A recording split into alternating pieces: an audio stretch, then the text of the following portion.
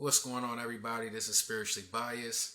In today's video, we're going to bring in the third installment of Christianity Never Came from Kemet. In today's video, we're going to talk a lot about Horus, and we're going to do some examining and comparing and contrast between Horus and Jesus. Now, there are a number of claims that Jesus, the man, the God, the character, the writings in the Bible that center around Jesus was all plagiarized and stolen from old Kemet writings and papyruses and things like that. So we just want to go ahead and take a look at that, and we want to go ahead and sort of debunk these claims, and we're just going to go ahead and get into it. All right, ladies and gentlemen, what you're looking at here is from the story called The Contendings of Horus and Seth. And this is a translation from Chester Beatty. And we're going to read a little bit of this. It's a lengthy story, but I'm just going to go ahead and point out or read the things that I would like to target in this story. All right, so here we go.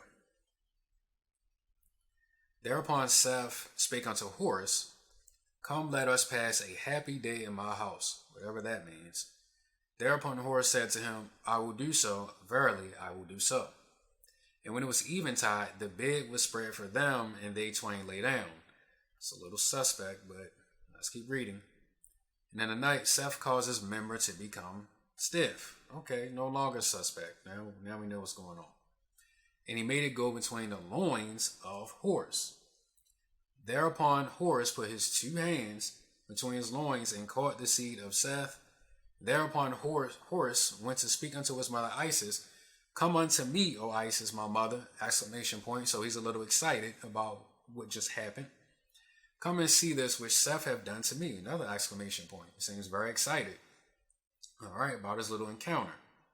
And he opened his hand and he caused her to see the seed of Seth.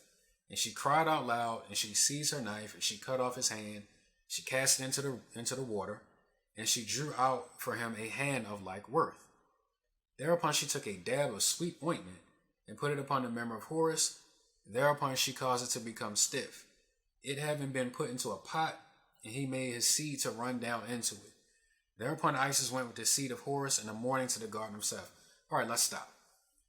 All right, so this video is a comparison between Jesus and Horus, because you have Kemetic practitioners and other people that regurgitate Kemetic arguments. They say that the Bible was plagiarized from Egypt, but anyone that has read any story such as this that is of Egyptian Kemetic descent would know that that's anything other than the truth. This story is crazy. There's a lot of off the wall stuff, and as we're reading right here, Horus, obviously from the reading, is gay, and not only is he gay, but he's having sex with his uncle. And, he's lying in bed with his uncle, and his uncle is, doing what his uncle did. His uncle poked him. And if that wasn't bad enough, he catches the result of what his uncle did. All right. So it doesn't take a rocket scientist to realize that this never happened to Jesus. Jesus never indulged or engaged in any activity like this. So it's completely blasphemous to say that the story of Jesus Christ was taken from this story right here. This story is ridiculous. It's off the wall. And I wouldn't waste my money on it at all. This is like a prehistoric moonlight, or a 6 degrees of separation. This was like the first one that came up. So, but this is where it starts getting good. That's not all. We got more to talk about. Once again, I want to hit my high points. All right, let's see. She spake unto the gardener of Seth, What herb is it that Seth doth eat here with thee? And the gardener spake unto her, He doth not eat any herb here with me except lettuces. And Isis put the seed of Horus upon them. So, all right, I'm going to keep talking about it because I want to punctuate the point. So this story that the Bible plagiarized of, we have the main character, Horus. He's indulging in sex with his uncle. And not only did he indulge with sex with his uncle, but he took his uncle's seed and gave it to his mother, and now his mother has put it in a field of lettuce. All right. And Seth came after his fashion of every day, and he ate the lettuces which he used regularly to eat. And he arose pregnant with the seed of Horus. All right. Ridiculous. But let's keep reading. And Seth went to speak unto Horus, Come, let us go in order that I may contend with thee in the tribunal. Therefore Horus spake unto him, yada yada yada. I want to get to my high points. All right. Thereupon Horus made an oath to God, saying, False is all that which Seth hath said. Let the seed of Seth be summoned, that we may see whence it will answer, and let my own be summoned, that we may see whence it will answer. Thereupon Thoth, the Lord of divine words, the scribe of truth of the Aeneid, placed his hand upon the arm of Horus, and he said, Come forth, thou seed of Seth. And it answered to him from the water and the fen. Thereupon Thoth placed his hand upon the arm of Seth, and he said, Come forth, thou seed of Horus. Thereupon it spake unto him, Where shall I come forth? So now the seaman is talking. Interesting. Thereupon Thoth spake unto it, Come forth from his ear, with exclamation mark. And it spake unto him, And shall I come forth from his ear, I who am a divine influence? So the semen is divine now, y'all. Thereupon Thoth spake unto it, Come forth from his forehead. Thereupon it came forth as a son of gold upon the head of Seth. All right, so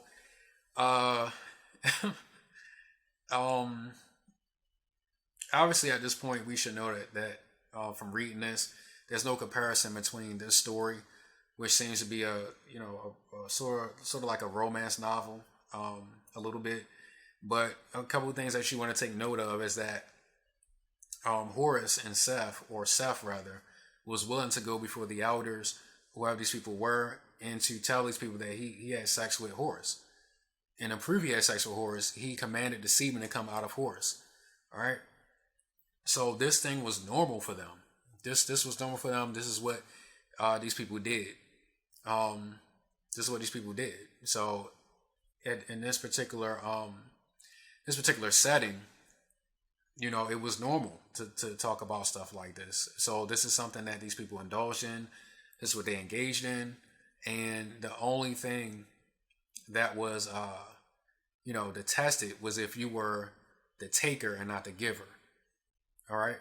So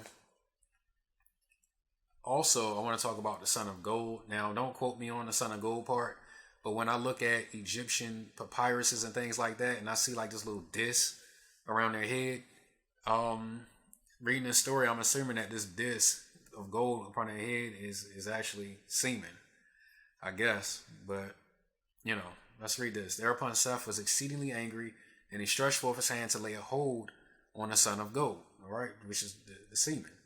Thereupon Thoth took it away from him and put it as an ornament upon his head. So maybe that's something y'all could research. There are all these Egyptian gods walking around with discs of gold. Maybe it's actually semen if I was to go off this story. But anyway, let's continue to finish with these comparisons.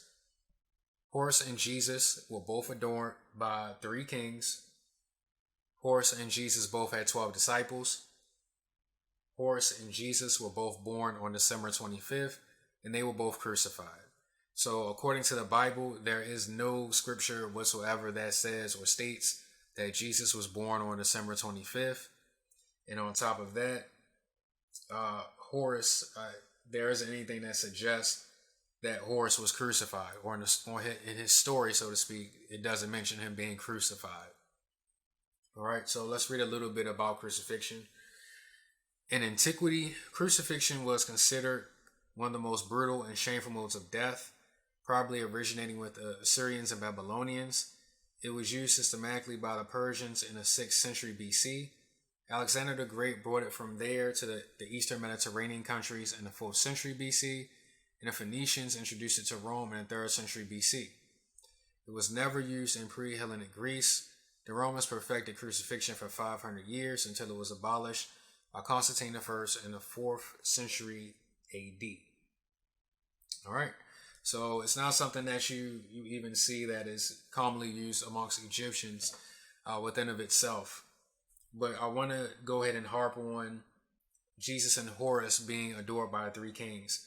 So this claim goes into the story where Jesus Christ is born, and there are individuals known as wise men that come to see Jesus, and they come to bear gifts before him.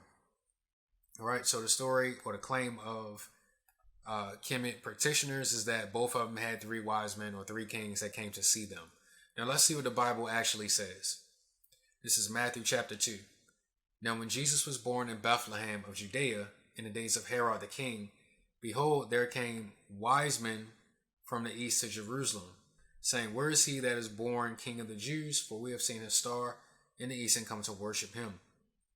All right, so the Bible never tells you how many wise men there actually were. So the claim that they both, Jesus and Horus, were both visited or adored by three kings is completely false. Next, Horus had 12 disciples and Jesus had 12 disciples. Correction.